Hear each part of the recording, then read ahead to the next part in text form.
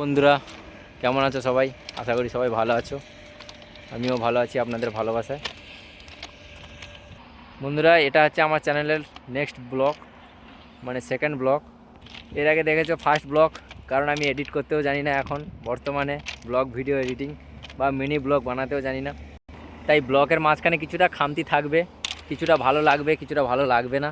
আজকে আমি যে লোকেশানে ভিডিও বানাচ্ছি সেই লোকেশানটা হচ্ছে আদানি ইন্ডাস্ট্রিয়াল প্রাইভেট লিমিটেড। এই রোড দিয়ে আদানির যাবতীয় মালামাল যাতায়াত হয়। এই জায়গাটা, এই লোকেশানটা আমার আজকের কাজ হচ্ছে বর্তমানে। আপনাদের যদি দেখাই, এই রাস্তাটা, এই প্ল্যানটা, পুরো এরিয়াটা হচ্ছে আদানির আন্ডারে থাকে।